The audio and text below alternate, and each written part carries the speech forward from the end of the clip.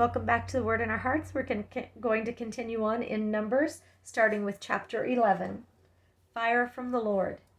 Now the people complained about the hardships in the hearing of the Lord, and when he heard them, his anger was aroused. Then fire from the Lord burned among them and consumed some of the outskirts of the camp. When the people cried out to Moses, he prayed to the Lord, and the fire died down. So the place was called Taberah, because the fire from the Lord had burned among them. Quail from the Lord. The rabble with them began to crave other food, and again the Israelites started wailing and said, "If only we had meat to eat. We remember the fish we ate in Egypt at no cost, although the cucumbers, melons, leeks, onions, and garlic. Also the cucumbers, melons, leeks, onions, and garlic. But now we have lost our appetite. We never see anything but this manna." The manna was like coriander seed and looked like resin. The people went around gathering it, and then ground it with a hammer mill or crushed it in a mortar. They cooked it in a pot or made it into cakes, and it tasted like something made with olive oil. When the dew settled on the camp at night, the manna also came down. Moses heard the people of every family wailing, each at the entrance to his tent. The Lord became exceedingly angry, and Moses was troubled. He asked the Lord, "Why have you brought this trouble on your servant? What have I done to displease you that you put the burden of all these people on me? Did I conceive all these people? Did I give them birth? Why do you tell me to carry them in my arms and as a nurse carries an infant to the land you promised on oath to their forefathers?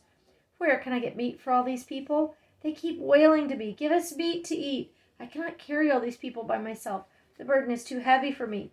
If this is how you are going to treat me, put me to death right now, if I have found favor in your eyes, and do not let me face my own ruin." The Lord said to Moses, "Bring me 70 of Israel's elders who are known to you as leaders and officials among the people. Have them come to the tent of meeting, that they may stand there with you. I will come down and speak with you there, and I will take of the spirit that is on you and put the spirit on them. They will help you carry the burden of the people, so that you will not have to carry it alone. Tell the people, 'Consecrate yourselves in preparation for tomorrow, when you will eat meat.' The Lord heard you when you wailed, 'If only we had meat to eat. We were better off in Egypt.' Now the Lord will give you meat, and you will eat it. You will not eat it for just 1 day or 2 days or 5, 10, or 20 days, but for a whole month, until it comes out of your nostrils and you loathe it, because you have rejected the Lord who is among you and have wailed before him, saying, 'Why did we ever leave Egypt?'" But Moses said, "Here I am among 600,000 men on foot, and you say I will give them meat to eat for a whole month? Would they have enough if flocks and herds were slaughtered for them? Would they have enough if all the fish of the sea were caught for them?" The Lord answered Moses, "Is the Lord's arm too short? You will now see whether or not what I say will come true for you." So Moses went out and told the people what the Lord had said. He brought together 70 of their elders and had them stand around the tent. Then the Lord came down in the cloud and spoke with him, and he took out of the spirit that was on him and put the spirit on the 70 elders. When the spirit rested on them, they prophesied, but they did not do so again. However, 2 men, whose names were Eldad and Medad, had remained in the camp. They were listed among the elders, but did not go out to the tent. Yet the spirit also rested on them, and they prophesied in the camp. A young man ran and told Moses, "Eldad and Medad are prophesying in the camp." Joshua, son of Nun, who had been Moses' aide since youth, spoke up and said, "Moses, my lord, stop them." But Moses replied, "Are you jealous for my sake? I wish that all the Lord's people were prophets, and that the Lord would put his spirit on them." Then Moses and the elders of Israel returned to the camp. Now a wind went from the Lord and drove quail in from the sea. It brought them down all around the camp to about 3 feet above the ground, as far as a day's walk in any direction. All that day and night and all the next day the people went out and gathered quail. No one gathered less than 10 homers. Then they spread them out all around the camp. But while the meat was still between their teeth and before it could be consumed, the anger of the Lord burned against his people, and he struck them with a severe plague. Therefore the place was named Gibroth Hatava, because there they buried the people who had craved other food. From Kibroth Hatava the people traveled to Hazeroth and stayed there. Chapter 12. Miriam and Aaron opposed Moses. Miriam and Aaron began to talk against Moses because of his Cushite wife, for he had married a Cushite. "Has the Lord spoken only through Moses?" they asked. "Hasn't he also spoken through us?" And the Lord heard this. Now Moses was a very humble man, more humble than anyone else on the face of the earth. At once the Lord said to Moses, Aaron, and Miriam, "Come out to the tent of meeting, all three of you." So the three of them came out. Then the Lord came down in a pillar of cloud. He stood at the entrance to the tent and summoned Aaron and Miriam. When both of them stepped forward, he said, "Listen to my words. When a prophet of the Lord is among you, I reveal myself to him in visions. I speak to him in dreams. But this is not true of my servant Moses. He is faithful in all my house. With him I speak face to face, clearly, and not in riddles. He sees the form of the Lord. Why then were you not afraid to speak against my servant Moses?" The anger of the Lord burned against them, and he left them. When the cloud lifted from above the tent, there stood Miriam, leprous like snow. Aaron turned toward her and saw that she had leprosy, and he said to Moses, "Please, my Lord, do not hold against us the sin we have so foolishly committed. Do not let her be like a stillborn infant, coming from its mother's womb with its flesh half eaten away." So Moses cried out to the Lord, "O God, please heal her." The Lord replied to Moses, "If her father had spit in her face, would she not have been in disgrace for 7 days? Confine her outside the camp for 7 days. After that she can be brought back." So Miriam was confined outside the camp for 7 days, and the people did not move on till she was brought back. After that, the people left Hazeroth and encamped in the desert of Paran. Exploring Canaan, and this starts chapter 13. The Lord said to Moses, "Send some men to explore the land of Canaan, which I am giving to the Israelites. From each ancestral tribe send one of its leaders." So at the Lord's command, Moses sent them out from the desert of Paran. All of them were leaders of the Israelites. These are their names. From the tribe of Reuben, Shammua, son of Zakur.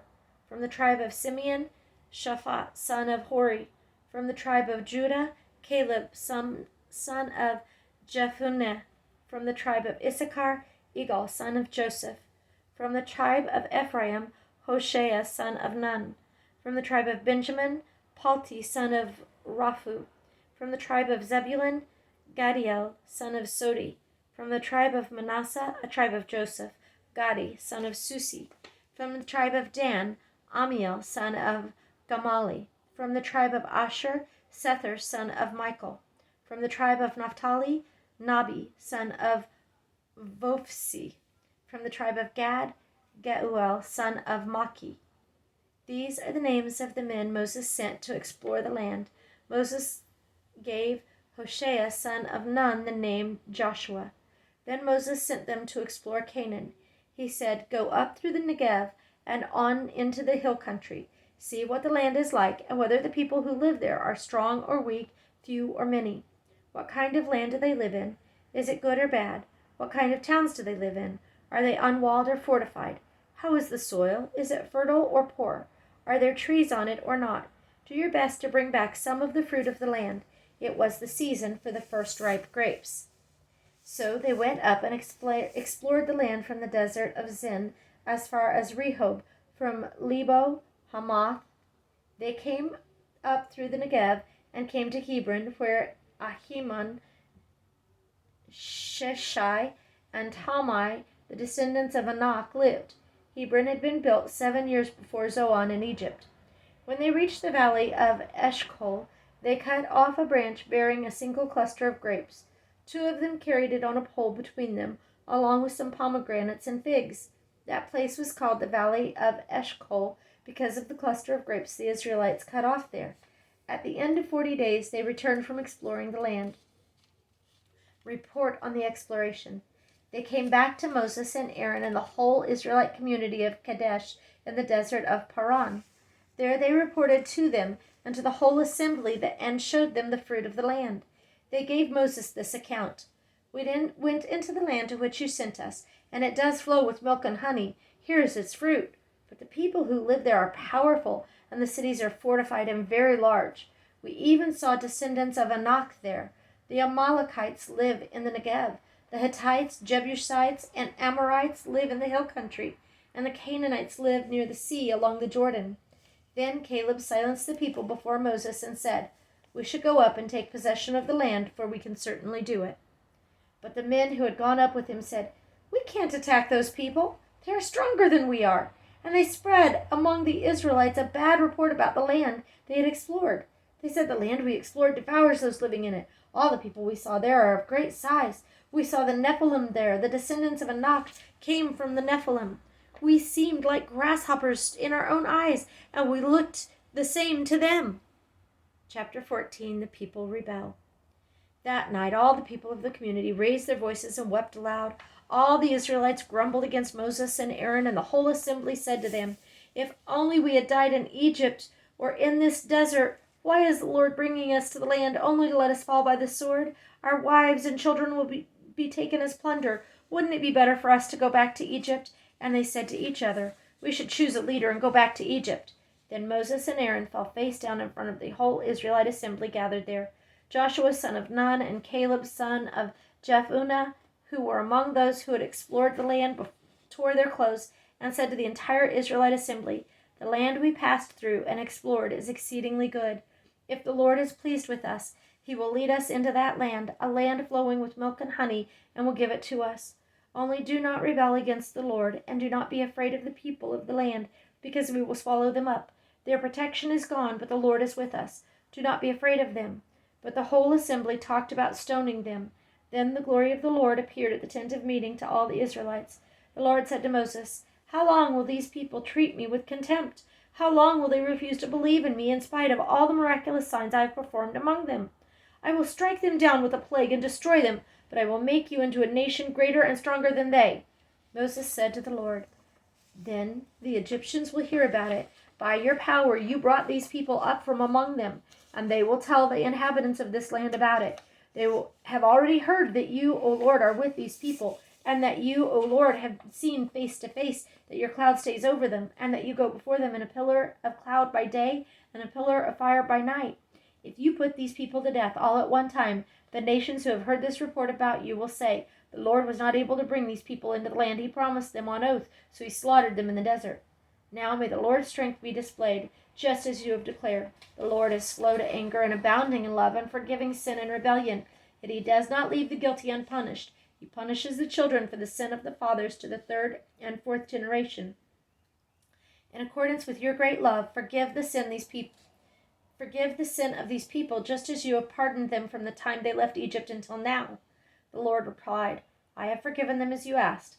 Nevertheless, as surely as I live, and as surely as the glory of the Lord fills the whole earth, not one of the men who saw my glory and the miraculous signs I performed in Egypt and in the desert, but who disobeyed me and tested me 10 times, not one of them will ever see the land I promised on oath to their forefathers.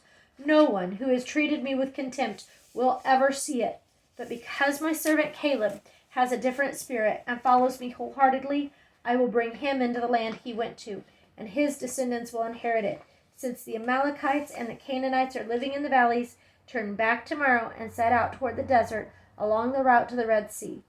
The Lord said to Moses and Aaron, "How long will this wicked community grumble against me? I have heard the complaints of these grumbling Israelites, so tell them, 'As surely as I live, declares the Lord, I will do to you the very things I heard you say. In this desert your bodies will fall, every one of you 20 years old or more, who was counted in the census, who has grumbled against me. Not one of you will enter the land I swore with uplifted hand to make your home, except Caleb son of Jephunneh and Joshua son of Nun. As for your children that you said would be taken as plunder, I will bring them in to enjoy the land you have rejected. But your bodies will fall in this desert. Your children will be shepherds here for 40 years, suffering for your unfaithfulness until the last of your bodies lies in the desert. For 40 years, 1 year for each of the 40 days you explored the land, you will suffer for your sins and know what it is like to have me against you. I, the Lord, have spoken, and I will surely do these things to the whole wicked community which is banded together against me. They will meet their end in this desert. Here they will die." So the men Moses had sent to explore the land, who returned and made the whole community grumble against him by spreading a bad report about it. These men responsible for spreading the bad report about the land were struck down and died of a plague before the Lord. Of the men who went to explore the land, only Joshua son of Nun and Caleb son of Jephunneh survived. When Moses reported this to all the Israelites, they mourned bitterly. Early the next morning they went up towards the high hill country. "We have sinned," they said. We will go up to the place the Lord promised." But Moses said, "Why are you disobeying the Lord's command? This will not succeed. Do not go up, because the Lord is not with you. You will be defeated by your enemies, for the Amalekites and Canaanites will face you there. Because you have turned away from the Lord, he will not be with you, and you will fall by the sword." Nevertheless, in their presumption, they went up toward the high hill country, though neither Moses nor the ark of the Lord's covenant moved from the camp. Then the Amalekites and Canaanites who lived in that hill country came down and attacked them and beat them down all the way to Hormah. Chapter 15, Supplementary Offerings.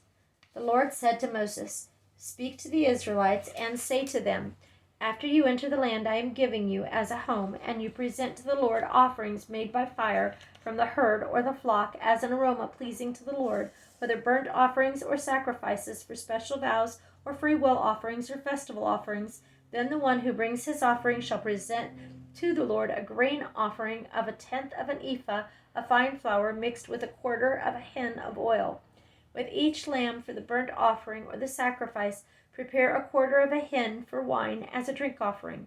With a ram, prepare a grain offering of 2/10 of an ephah of fine flour mixed with 1/3 of a hin of oil and 1/3 of a hin of wine as a drink offering. Offer it as an aroma pleasing to the Lord. When you prepare a young bull as a burnt offering or sacrifice for a special vow or fellowship offering to the Lord, bring with the bull a grain offering of 3/10 of an ephah of fine flour mixed with half a hin of oil. Also bring half a hin of wine as a drink offering. It will be an offering made by fire, an aroma pleasing to the Lord. Each bull or ram, each lamb or young goat is to be prepared in this manner. Do this for each one, for as many as you prepare. Everyone who is native born must do these things in this way.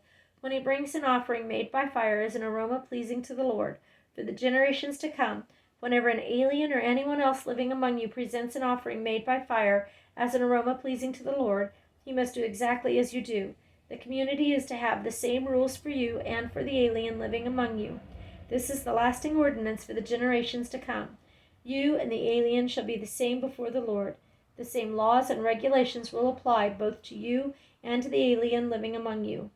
The Lord said to Moses, "Speak to the Israelites and say to them, when you enter the land to which I am taking you, and you eat the food of the land, present a portion as an offering to the Lord. Present a cake from the first of your ground meal, and present it as an offering from the threshing floor. Throughout the generations to come, you are to give this offering to the Lord from the first of your ground meal." Offerings for unintentional sins. Now, if you unintentionally fail to keep any of these commands the Lord gave Moses, any of the Lord's commands to you through him from the day the Lord gave them, and continuing through the generations to come, and if this is done unintentionally without the community being aware of it, then the whole community is to offer a young bull for a burnt offering as an aroma pleasing to the Lord, along with its prescribed grain offering and drink offering, and a male goat for a sin offering. The priest is to make atonement for the whole Israelite community, and they will be forgiven, for it was not intentional, and they have brought to the Lord for their wrong an offering made by fire and a sin offering. The whole Israelite community and the aliens living among them will be forgiven, because all the people were involved in the unintentional wrong. But if just one person sins unintentionally, he must bring a year-old female goat for a sin offering. The priest is to make atonement before the Lord for the one who erred by sinning unintentionally, and when atonement has been made for him, he will be forgiven. One and the same law applies to everyone who sins unintentionally, whether he is a native-born Israelite or an alien. But anyone who sins defiantly, whether native-born or alien, blasphemes the Lord, and that person must be cut off from his people, because he has despised the Lord's word, and broken his commands. That person must surely be cut off. His guilt remains on him. The Sabbath breaker put to death. While the Israelites were in the desert, a man was found gathering wood on the Sabbath day. Those who found him gathering wood brought him to Moses and Aaron and the whole assembly, and they kept him in custody because it was not clear what should be done to him. Then the Lord said to Moses, "The man must die. The whole assembly must stone him outside the camp." So the assembly took him outside the camp and stoned him to death, as the Lord commanded Moses. Tassels on garments. The Lord said to Moses, "Speak to the Israelites and say to him, throughout the generations to come, you are to make tassels on the corners of your garment with a blue cord on each tassel. You will have these tassels to look at, so that you will remember all the commands of the Lord, that you may obey them and not prostitute yourselves by going after the lusts of your own hearts and eyes. Then you will remember to obey all my commands and will be consecrated to your God. I am the Lord your God, who brought you out of Egypt to be your God. I am the Lord your God. Thank you for listening.